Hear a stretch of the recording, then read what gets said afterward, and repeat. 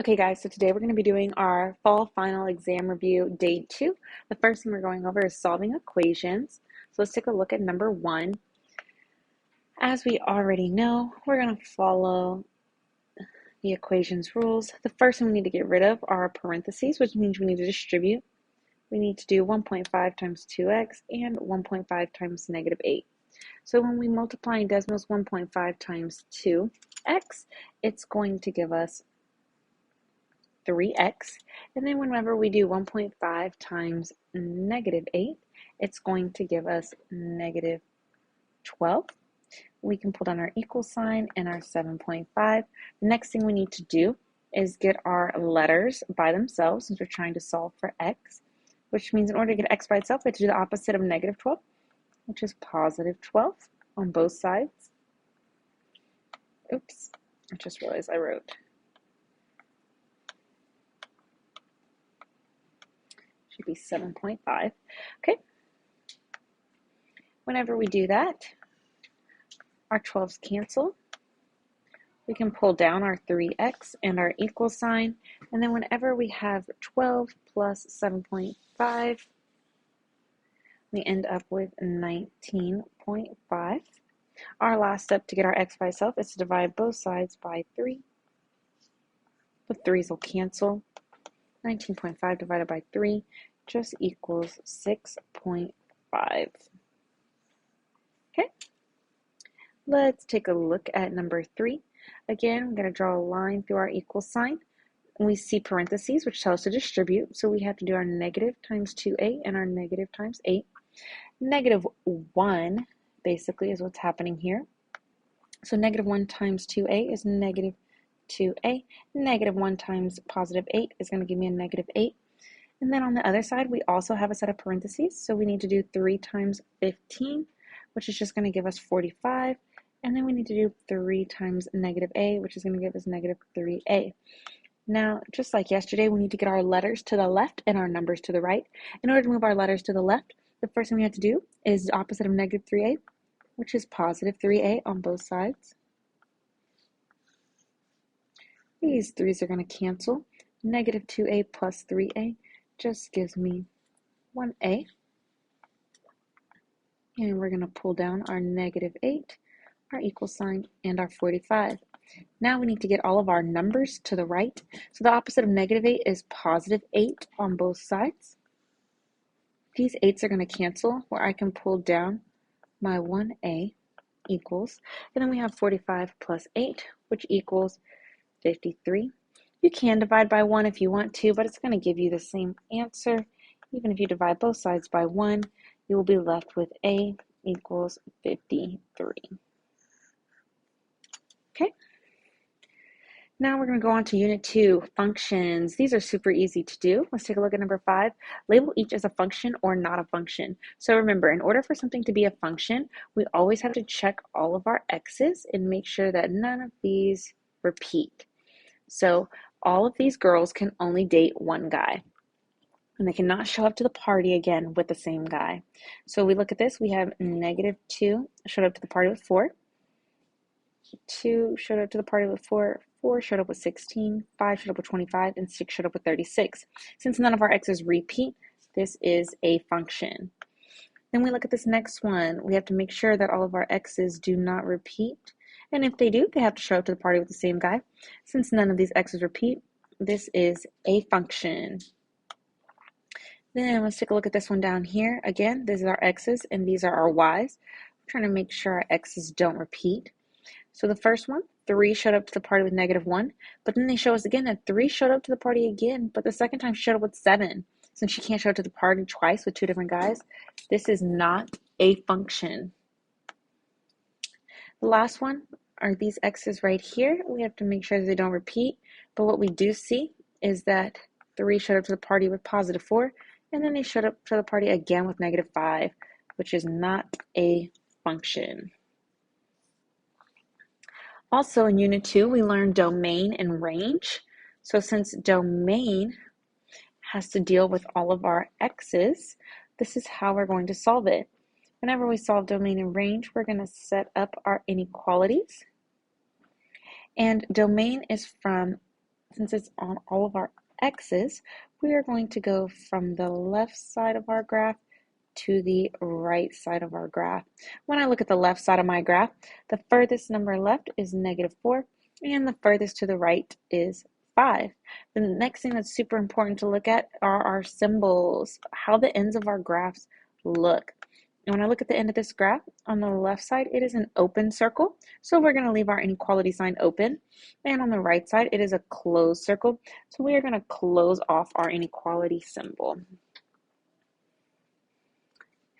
Now we're going to move on to Unit 3, slope and rate of change. So the slope formula is given to us right here, and we're going to use it today. And you can also just plug this into Desmos to get your answer. So when they ask you to calculate slope or rate of change, they're asking you for the exact same thing. So in this equation, first thing we need to do is, on number 9, is we need to label it. This is our first x. This is our second x. This is our first y. This is our second y.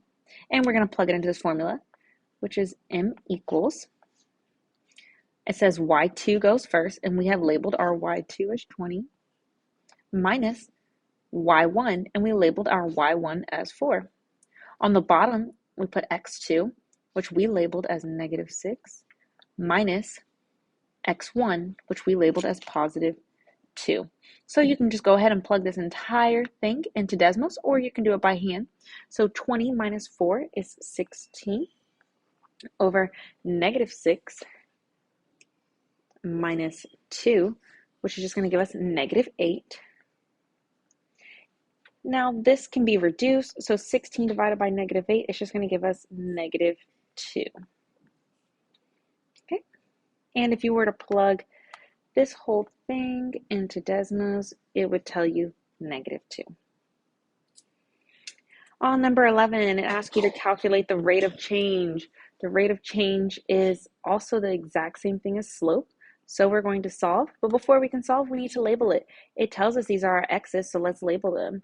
This is x number 1, this is x number 2. These are our y's, so this is our y1 and this is our y2. Go ahead and plug it into our formula. Our formula is m equals y2 minus y1 over x2 minus x1. So when I go ahead and plug this in, I'm going to have y2 first, and we chose y2 as 20, minus my y1, which is 10, and 20 minus 10 is just 10, all over x2, which is the second x that we see, which is -4, minus x1, which is -2. Whenever you have two negatives next to each other, they turn into a positive. So -4 plus 2 is just going to give me -2. 10 divided by -2 can just be reduced to -5. So our rate of change here is -5. For number 13, it's super easy. They're asking you, what is the slope of the graph? We all know the equation y equals mx plus b, where the m is the slope and the b is the y-intercept. Here they're asking us for the slope, so we can see that the slope is the number that's right in front of our x, and in this equation the number that's right in front of the x is 3, so the slope is just 3. Next we have number 15, which tells us to graph a line. This should be super easy because we've been practicing this a lot. You begin in the back with +2, so my y-intercept is +2. Then we take a look at our slope, which is 4 over 5, which tells us we're going to go up the elevator 4, and when we get off, we are going to run 5. So from our red dot, we're going to go up 4 over 5 and place another dot. Then we just have to connect those two dots. And we have graphed a line. Number 16 also wants us to graph a line, but we know in order to graph it or even plug it into Desmos to have graph it for us, we have to follow our slope-intercept form, which is y equals mx plus b. Most important thing being that every time you have a y and an x in an equation, you get the y all by itself.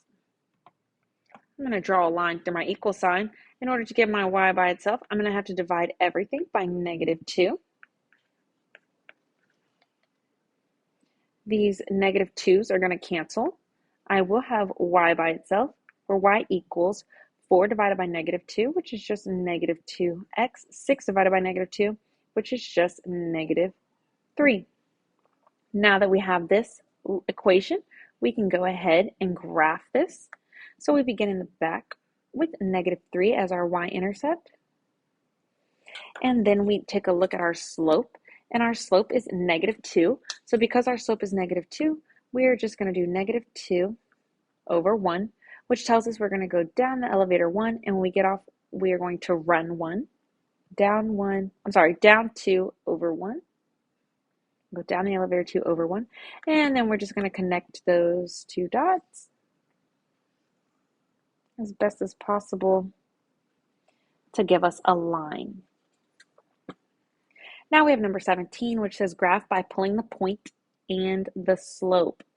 This one's super easy. The slope is always right here in front of the x. So our slope for this one is 2 over 5, which tells us we go up the elevator 2 and run 5. The slope that the point that we get to start at is given to us right here.